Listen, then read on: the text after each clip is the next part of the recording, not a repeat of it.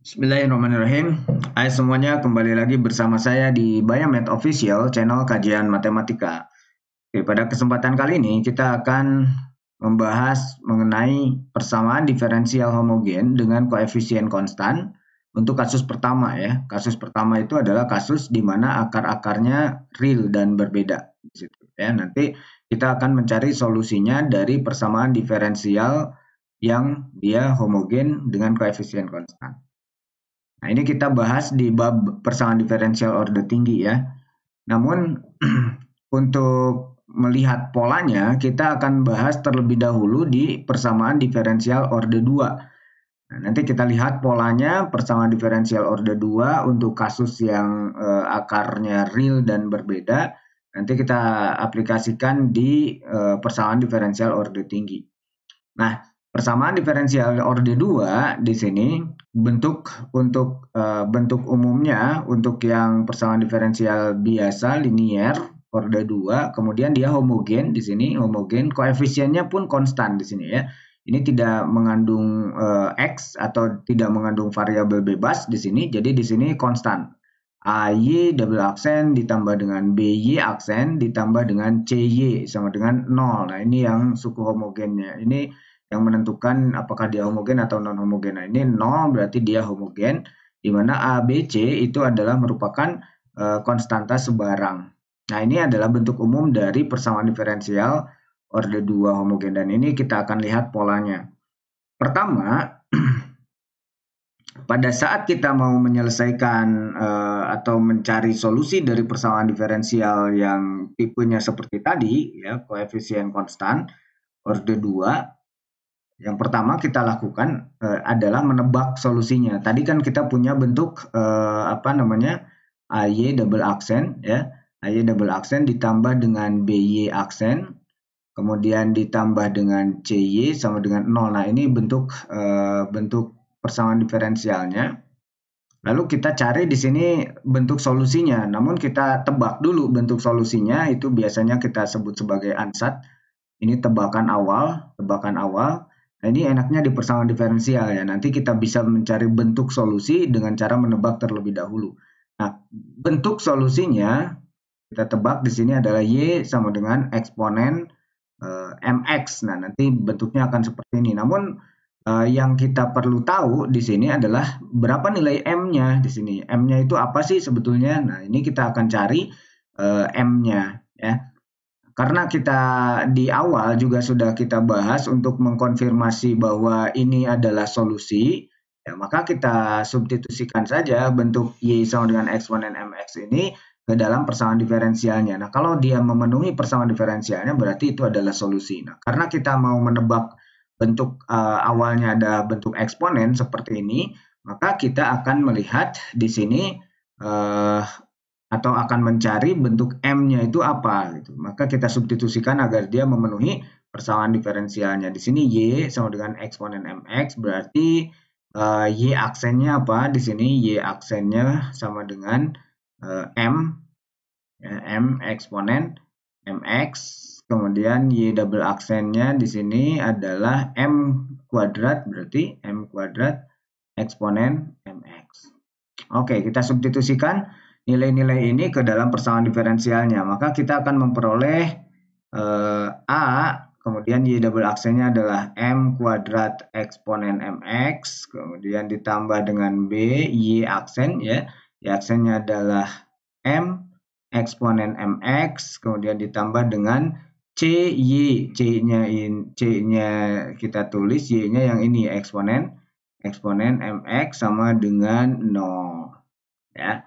Nah, berarti ini eksponen MX bisa keluar ya, bisa difaktorkan jadinya eksponen MX saja.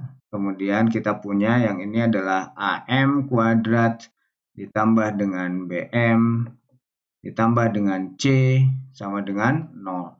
Nah, perhatikan bahwa di sini ada suku eksponen ya dikalikan dengan polinom. Nah, kita tahu bahwa eksponen MX ini untuk setiap X yang M-nya itu besar M-nya di sini, ini tidak akan pernah 0 ya. Walaupun M-nya negatif juga dia tidak 0, tapi dia konvergen memang ke 0, tapi tidak pernah menyentuh 0 kan. Jadi di sini eksponen mx-nya ini tidak pernah 0. Akibatnya apa? Akibatnya untuk memenuhi persamaan yang ini, yang mungkin 0 itu adalah yang ini. Ya. Jadi kita memperoleh persamaan AM kuadrat ditambah dengan BM ditambah dengan C sama dengan 0. Oke. Nah, persamaan ini disebut sebagai persamaan karakteristik atau juga disebut dengan persamaan auxiliary atau persamaan bantu di dalam buku referensi. Situ AM kuadrat ditambah dengan BM plus C itu berkorespondensi dengan persamaan diferensial ini ya.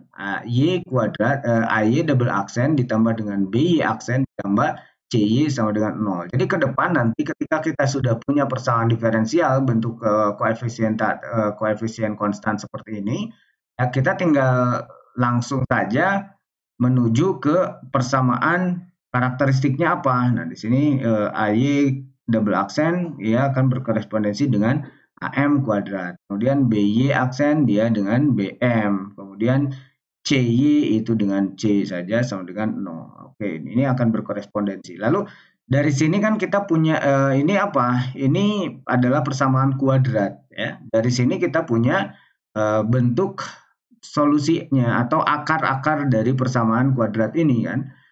Atau kita bisa cari di sini M1 dengan M2-nya dengan menggunakan apa?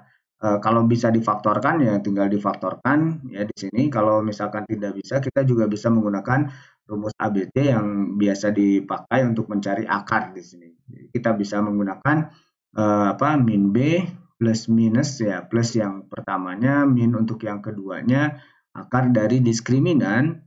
Nah, diskriminannya adalah B kuadrat min 4AC dibagi dengan 2A. Nah, kasus 1 itu terjadi ya. Ini kan nanti ada 3 kasus sebetulnya akan disajikan dalam video yang berbeda. Ya, kasus 1 itu terjadi atau ini adalah kasus akarnya akar real. Ya, akar real dan berbeda.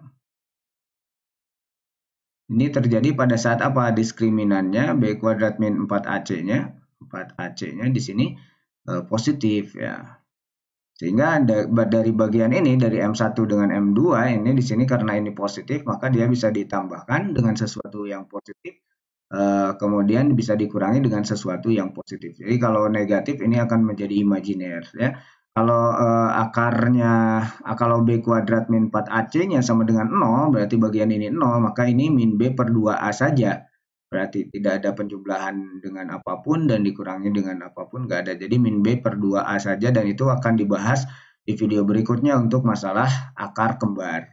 Kalau ini negatif ya, kalau B kuadrat min 4AC-nya negatif, maka ini akan menjadi apa? Dia akan menjadi kasus yang kompleks ya. Nanti akan akar-akarnya akar kompleks. Nah ini akar, yang ini adalah kasus pertama, akar real yang berbeda. Nah, dari sini kita akan memperoleh apa? Solusi basis ya, yang akan membentuk ruang solusi. Karena ini basis itu bisa membentuk ruang ya atau membangun ya, bisa membangun ruang. Ini solusi basisnya jadinya apa? Ingat waktu di video sebelumnya, solusi basis itu sudah sudah dijamin bahwa dia itu adalah bebas linear ya. Bebas linear dan dia bisa membangun atau merentang. Oke, maka solusi basis di sini Y1 sama dengan eksponen M1X, kemudian Y2-nya sama dengan eksponen M2X. Jadi ini akar-akarnya kan berbeda ya, M1 dengan M2 ini berbeda. Dari sini kita bisa lihat ya dari yang bentuk persamaan rumus ABC ini untuk mencari akar. Nanti kita akan memperoleh Y1-nya sama dengan eksponen M1X, Y2-nya sama dengan eksponen M2X. Atau secara umum solusi umumnya berarti itu adalah kombinasi linear dari solusi-solusi basis. Atau saya tulisnya Y sama dengan C1 eksponen M1X, kemudian ditambah dengan C2 eksponen M2X. Nah, ini adalah nantinya akan menjadi solusi umumnya ya. Dan ini adalah solusi basis. Kita bisa periksa ini apakah betul basis atau enggak dengan cara apa? Kita periksa aja Wronskian matriksnya ya yang sudah pernah dibahas sebelumnya. Kita bisa cek di sini Wronskian matriksnya Y1 dengan Y2 berarti kita punya eksponen M1X, kemudian ini adalah eksponen M2X ya. Oke, di sini turunan pertamanya adalah M1 eksponen M1X. Kemudian di sini adalah M2 eksponen M2X. Nah, maka kita peroleh di sini adalah eksponen jadi M2 ya. M2 kemudian ini jadinya eksponen M1 ditambah dengan M2X ya. X kemudian dikurangi dengan M1 di sini. M1 dengan eksponen yang sama bentuknya. Eksponen di sini berarti M1 tambah dengan M2X.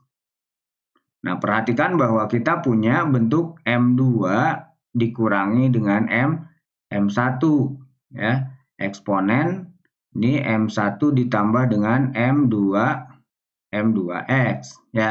Artinya bagian ini tuh kan karena kita punya akarnya apa? Akarnya itu adalah real dan berbeda, berarti M1 tidak sama dengan M2. Maka selisih antara M2 dikurangi dengan min M1 itu tidak 0. Yang ini tidak sama dengan 0 karena berbeda. Begitupun yang ini, bentuk eksponen ini juga sama ya. Ini juga untuk eksponen ini tidak akan pernah 0 karena M1-nya tidak sama dengan M2 di sini. Jadi bagian ini pun tidak 0 ya. Kalaupun di sini berlawanan misalkan berbeda tapi berlawanan tanda di situ, misalkan M1-nya positifnya, M2-nya ternyata negatifnya, ini berarti yang ini 0, tapi kan eksponen pangkat 0 itu 1 tetap tidak 0 dan di sini juga tidak akan 0 ya. Ini jadi ini tidak akan pernah 0 yang ini juga tidak akan pernah 0, berarti Wronskian matriksnya juga tidak akan pernah 0. Artinya karena determinan dari Wronskian matriks tidak 0, maka ini bisa kita katakan sebagai solusi basis karena dia bebas linier dan bisa membangun. Ini adalah membangun ruang solusinya kombinasi linearnya yaitu Y sama dengan C1 eksponen M1X ditambah dengan C2 eksponen M2X merupakan solusi umum dari persamaan diferensial orde 2 yang ini. Oke, kita lihat contohnya. Ini kita akan mencoba lihat polanya saja di orde 2. Nanti kita terapkan polanya di orde tinggi ya. Atau orde N. 2Y double aksen ini yang untuk orde 2 ya. Contoh orde 2.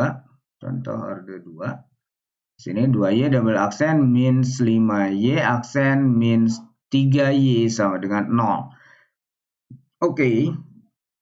Dari sini kita punya apa? Dari sini nggak perlu kita lakukan ansat lagi seperti yang tadi ya. Karena tadi kita mau mencari bentuk solusi saja. Bentuk M-nya. Sekarang kan kita sudah tahu bahwa persamaan diferensial orde 2 ini dia akan berkorespondensi dengan persamaan karakteristik yaitu di sini 2M kuadrat ya dikurangi dengan 5M kemudian minus 3 ya, ini minus 3 oke sebentar kita hapus itu ya min 3Y ya, minus 3 berarti minus 3Y berarti min 3 saja ya.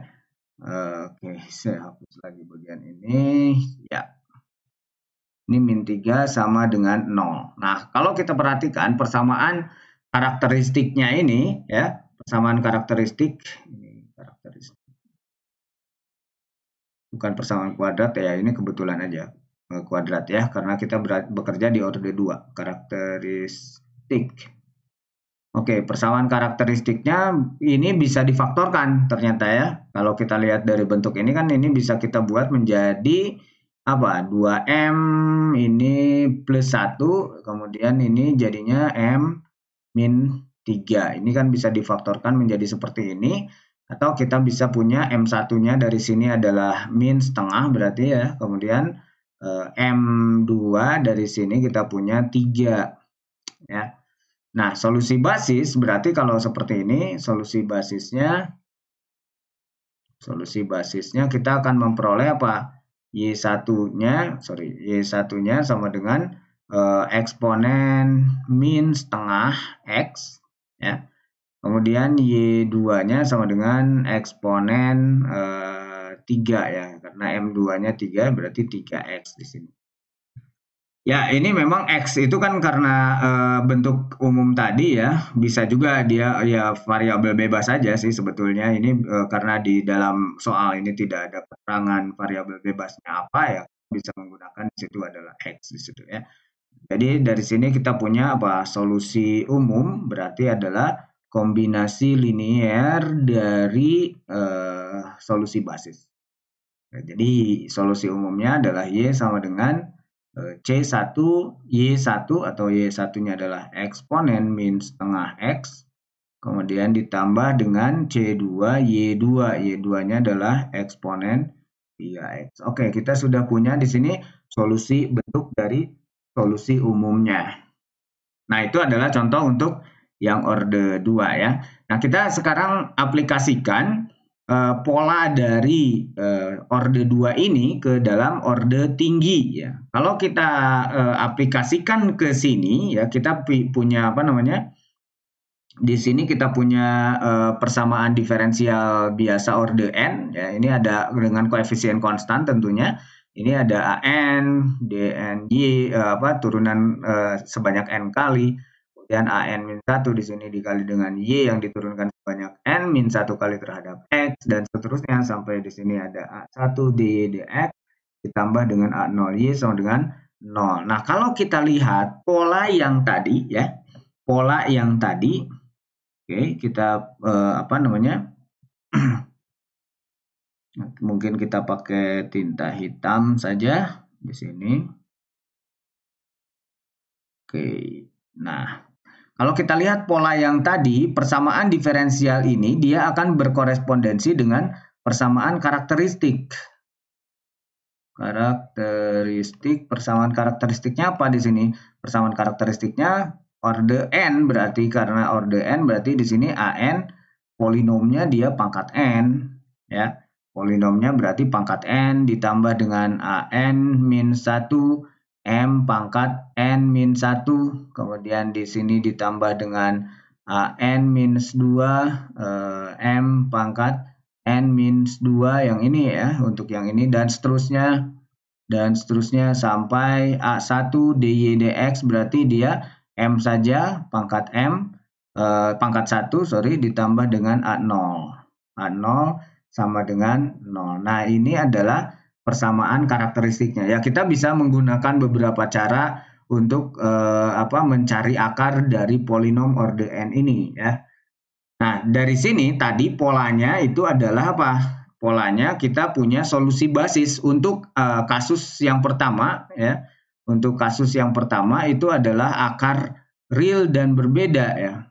Akar real berbeda. Berarti kita punya sebanyak n akar di sini yang berbeda ya di sini, sehingga kita akan memperoleh solusi basisnya itu apa? Solusi basis dari sini berarti kita peroleh YI ya, YI-nya sama dengan eksponen MIX, berarti ada sebanyak n di sini, I-nya dari 1 sampai n ya, 1 sampai n.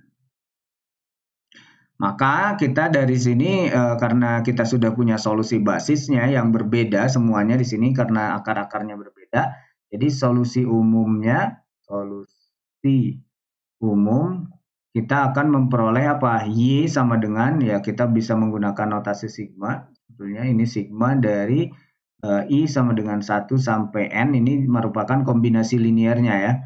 CI YI. Bagi yang tidak paham tentang basis, kemudian kombinasi linear, sebetulnya ada di videonya Aljabar juga di situ. Silakan untuk melihat video di aljabar ya. Aljabar di situ ada penjelasan tentang kombinasi linear dan bebas linear. Oke, ada di playlist ya, nanti mungkin saya sertakan di deskripsi. Oke, ini info juga, slide ini nanti disertakan juga di deskripsi. Silakan bagi yang mau download, ada di linknya, ada di deskripsi.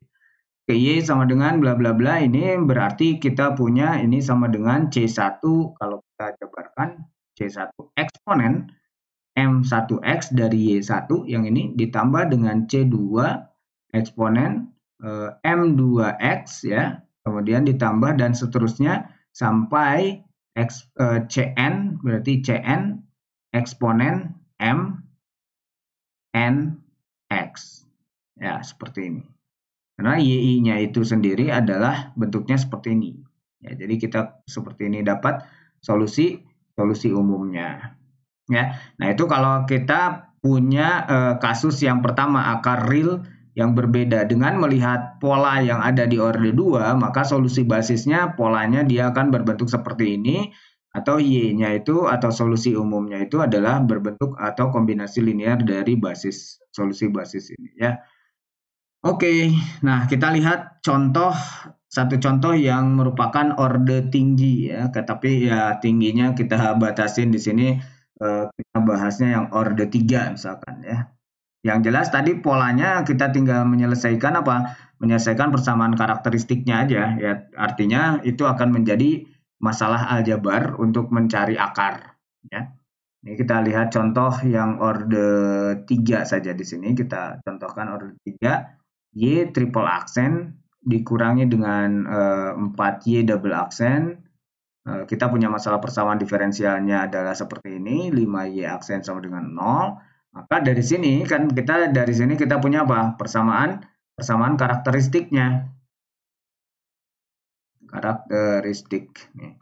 Apa persamaan karakteristiknya yang berkorespondensi dengan persamaan diferensial di atas itu adalah apa? Pangkat 3, karena ini triple aksen berarti M-nya adalah M pangkat 3 dikurangi dengan 4M kuadrat ya, dikurangi dengan 5M, berarti ini sama dengan 0. Ya, ini bisa difaktorkan ya, yang ini bisa difaktorkan, jadi kita punya M di sini, terus ada M kuadrat dikurangi dengan 4M saja dikurangi 5 ya, dikurangi 5 sama dengan 0. Atau dari sini kita punya apa? Dari sini kita punya juga ini kuadrat yang dalam ini bisa difaktorkan ya. Ini kalau dijumlahkan kan menjadi apa?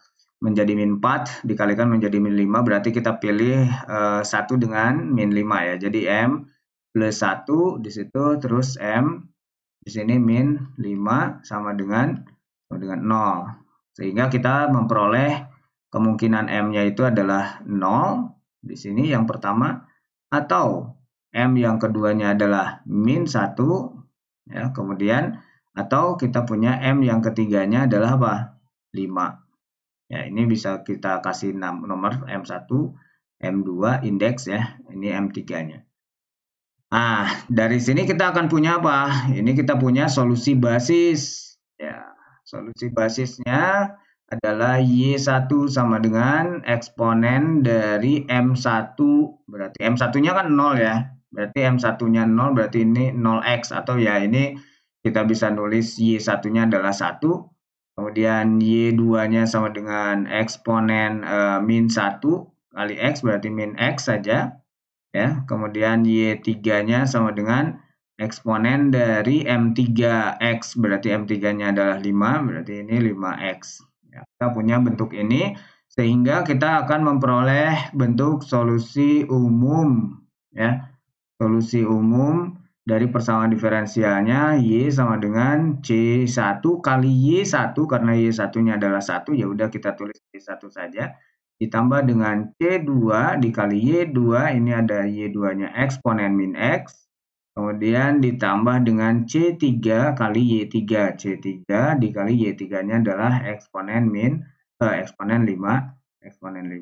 Oke, nah itu adalah ilustrasi untuk contoh orde 3 ya. Di sini kita katakan orde 3 adalah orde tinggi, ini mewakili orde tinggi. ya pola pengerjaannya akan sama seperti ini, baik itu order 4, order 5 ya. Kalau akarnya itu adalah akar yang berbeda, real dan berbeda, maka kalian akan ketemu dengan bentuk solusi seperti ini ya. Solusi basisnya nanti juga akan seperti ini berbedanya.